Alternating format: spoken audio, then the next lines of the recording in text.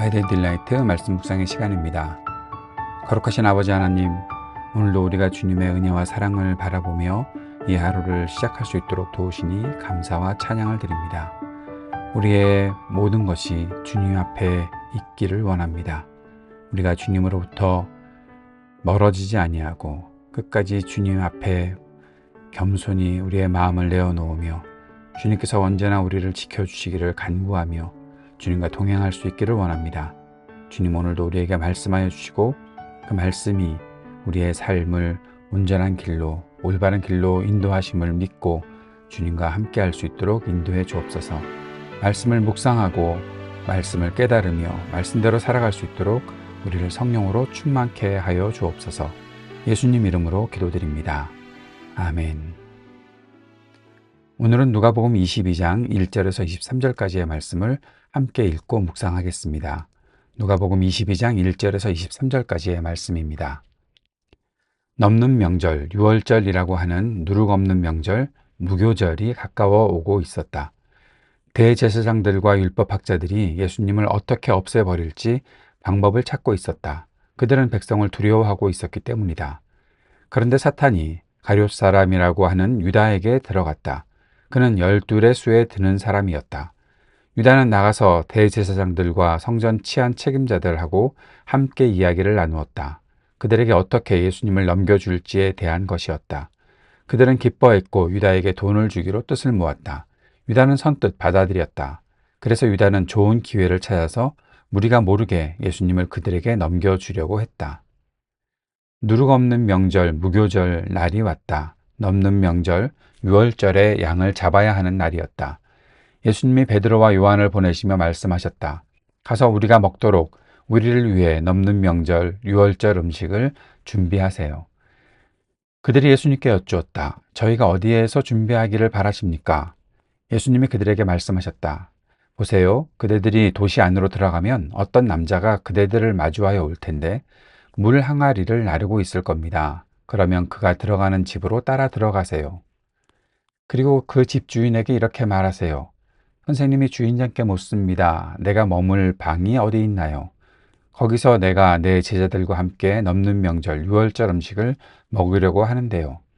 그러면 그 사람은 그대들에게 위층에 있는 큰 방을 보여줄 텐데 자리를 깔아 놓았을 겁니다. 거기서 준비하세요. 그들이 나가서 보니 예수님이 자기들에게 말씀하신 그대로였다. 그들은 넘는 명절, 유월절 음식을 준비했다. 그리고 시간이 되자 예수님이 음식을 드시려고 기대에 앉으셨다. 사도들도 예수님과 함께 앉았다. 예수님이 그들한테 말씀하셨다. 내가 고난을 겪기에 앞서 그대들과 함께 이 넘는 명절, 유월절 음식 먹기를 간절히 바라고 바랐습니다.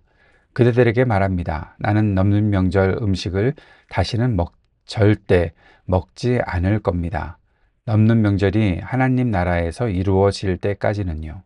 그러고는 잔을 받아들어 감사드리고 나서 예수님이 말씀하셨다. 이것을 받아서 그대들끼리 나누어 마셔요. 그대들에게 말합니다. 이제부터 나는 포도나무에서 난 것을 절대로 마시지 않을 겁니다. 하나님 나라가 올 때까지는요. 또 빵을 들어 감사드리시고 떼어 제자들에게 주셨다. 그러면서 말씀하셨다. 이것은 내 몸입니다. 그대들을 위해서 드려지는 몸입니다. 이 일을 거듭 행하여 나를 기억하세요. 잡수신 뒤에 마찬가지로 잔을 들고 말씀하셨다. 이 잔은 내 피로 맺은 새 언약입니다. 그대들을 위해서 쏟는 피입니다. 그런데 보세요. 나를 넘겨줄 사람의 손이 나하고 같은 밥상 위에 놓여 있습니다. 인자는 정해진 대로 갑니다. 그러나 끝장입니다. 인자를 넘겨주는 바로 그 사람은. 그러자 그들은 자기들 가운데 누가 머지않아 이 일을 하게 될 사람인지를 두고 자기네끼리 서로 이러니 저러니 하기 시작했다. 오늘 말씀은 유월절에 제자들과 함께 마지막 만찬을 하시는 예수님의 모습을 그리고 있습니다. 넘는 명절, 누룩 없는 명절, 이렇게 새한글 성경에서 표현하고 있는데 유월절의 의미, 또 무교절의 의미를 잘 설명하는 새로운 표현 같아서 우리가 잘 익혀 놓을 필요가 있겠다 생각합니다. 사실 유월절이라고 말하면 오랫동안 교회 다닌 사람이야 그것이 어떤 뜻인지 알지 금방 잘 와닿지 않잖아요. 이게 넘는다라는 것을 가르쳐 주고 있는 말이고, 또 무교절이라고 해도 이게 무슨 뜻인가 하는데 새한글 성경에서 누룩 없는 명절이라고 말하고 있으니 이게 어떤 뜻이겠구나 하고 조금 더 이해가 쉽지 않을까 생각을 합니다. 그래도 저는 곧 오랫동안 교회에서 유월절, 무교절이 훨씬 더 익숙한 사람이라 성경을 읽을 때는 넘는 명절, 누룩 없는 명절이라고 했는데 그냥 설명할 때는 유월절, 무교절이라고 할 것 같습니다. 자, 오늘 유월절과 예수님의 마지막 만찬이 그려지고 있는데 예수님께서 십자가를 앞두고 제자들과 나누신 마지막 만찬의 장면이죠. 유대인들에게 유월절이 어떤 날입니까? 하나님께서 이스라엘을 애굽의 종살이에서 구원하신 구원의 역사를 기억하는 매우 중요한 절기였습니다. 예수님은 이 유월절을 새롭게 재해석하고 계시죠. 그 내용이 오늘 나타나 있습니다.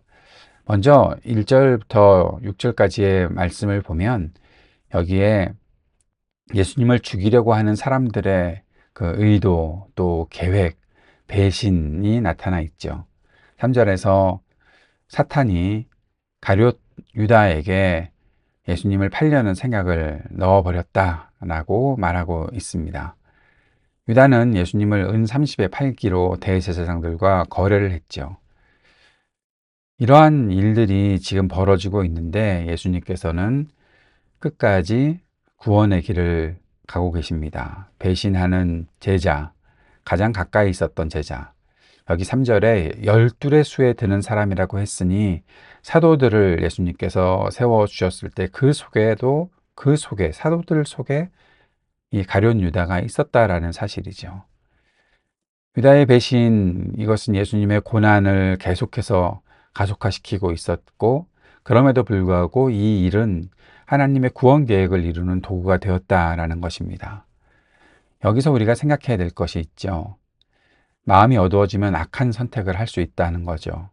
유다는 예수님과 함께 다녔습니다. 사도 중에 한 사람이었습니다. 그러나 그의 탐욕, 또 그가 생각하고 있었던 어떤 계획, 그것이 이루어지지 않는다라는 실망, 그것이 결국 사탄의 도구가 되어버렸던 것입니다. 예수님은 그 모든 악한 계획들을 보면서도 맞닥뜨리시면서도 구원의 계획을 이루는 도구로 그 모든 것들을 삼으셨는데 가룟 유다는 예수님께서 그에게 말씀하시는 그리고 은혜를 베푸시는 이 모든 것들을 잘못 생각하고 결국 사탄의 도구가 되었던 거죠. 우리가 진리의 빛, 이 우리를 비춰주시는 말씀의 빛을 잃지 않아야 합니다. 깨어 있어야 합니다. 그렇지 않으면 결국 우리도 이러한 잘못된 선택의 길을 갈 수밖에 없다는 사실을 오늘 이 말씀을 통해서 보게 됩니다. 이 유월절, 무교절이 왔을 때 예수님께서 제자들에게 음식을 준비하고 장소를 준비할 것들에 대해서 말씀하십니다. 그리고 예수님께서 말씀하신 대로 그 장소가 준비가 되었고 그 안에서 유월절 음식을 대하게 되는 거죠. 예수님께서 제자들과 함께 이 빵과 포도주를 나누십니다. 그리고 예수님께서 말씀하시죠. 이 떡을 먹고 또 이 잔을 마시라. 이 떡은, 이 빵은 너희를 위해서 주는 내 몸이고 이 피는 너희를 위해서 붓는 새 언약이다 라고 말씀을 하셨습니다.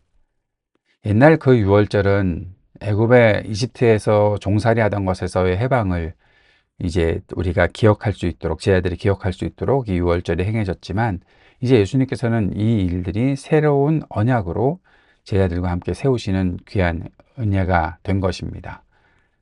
죄에 종된 사람들을 구원하시는 예수님께서 자신을 희생하시고 자신이 그 고난과 죽음에 들어가신다는 사실을 제자들에게 알려주시고 이것이 계속해서 행해지면서 예수님을 기억할 수 있도록 말씀하셨던 거죠.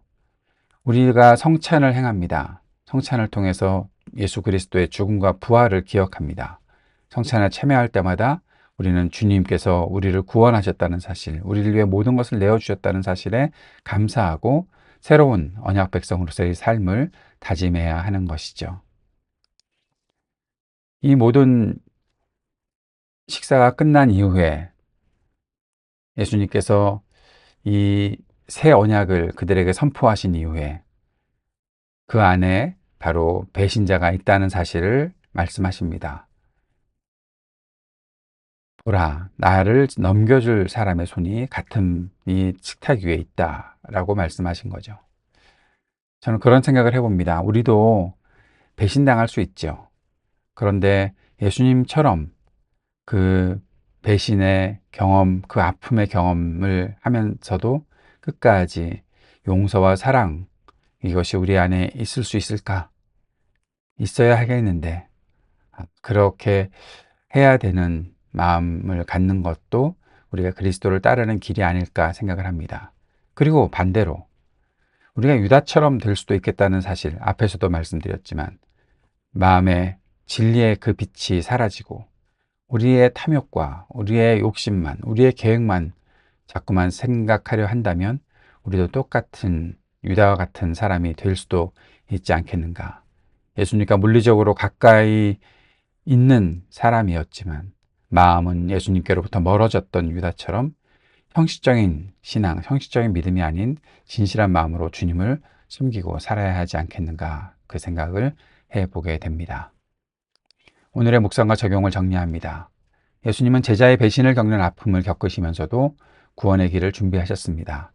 마음이 어두워지면 악한 선택을 할 수 있지요. 우리가 진리의 빛을 잃지 않도록 깨어 있어야 하겠습니다.